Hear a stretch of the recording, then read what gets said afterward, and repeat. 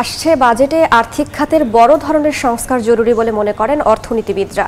তারা বলছেন ব্যাংক ও ব্যাংক বহির্ভূত আর্থিক প্রতিষ্ঠানগুলোর ভঙ্গুর দশা সারাতে বাজেটে সুনির্দিষ্ট উদ্যোগ আর সুশাসন দরকার।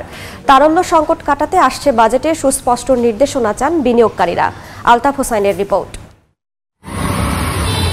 দেশের ব্যাংক খাতে তারল্য সংকট কতটা প্রকট সম্প্রতি তার নমুনা দেখা গেছে মৌলভীবাজারে। মাত্র 10-20 হাজার টাকা তোলার জন্য দিনের পর দিন ধর্ণা দিলেও গ্রাহককে তা সরবরাহ করতে পারেনি বেসরকারি একটি ব্যাংক।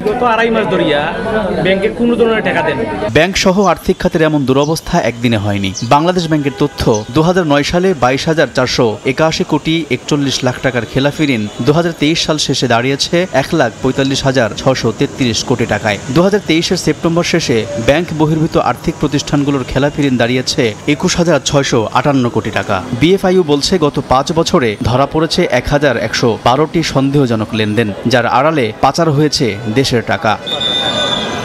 এ অবস্থায় ব্যাংক খাতে যেন তারল্য সংকট না বাড়ে আসছে বাজেটে সেদিকে খেয়াল রাখার দাবি ব্যবসায়ীদের। সরকারকে ব্যাংকিং খাত থেকে ঋণ নেওয়া কমিয়ে অন্যান্য যে উৎসগুলো আছে সোর্সগুলোর উপরে নজর দেওয়া দরকার। এমন প্রেক্ষাপটে আসছে বাজেটে আর্থিক খাতকে বাঁচাতে খেলাফি ঋণ আদায় এবং অর্থ পাচার রোধে সুনির্দিষ্ট উদ্যোগ দেখতে চান অর্থনীতিবিদরা। সাকসেসটা আনার জন্য আমাদেরকে মন্দ ঋণ, বেনামী ঋণ কমিয়ে তারল্য বাড়িয়ে ক্ষুদ্র এবং মাঝারি উদ্যোক্তাদের সহায়তা করার কোনো বিকল্প রয়েছে বলে আমার মনে হয় না। সম্প্রতি জোড়াতালি দিয়ে 10টি ব্যাংক একীভূতকরণের কেন্দ্রীয় ব্যাংকের নেওয়া উদ্যোগ হোঁচট খেয়েছে। এ বিষয়ে সুস্পষ্ট দিক নির্দেশনা আসছে বাজেটে, এমন প্রত্যাশার কথাও জানাচ্ছেন আর্থিক খাত বিশ্লেষকরা।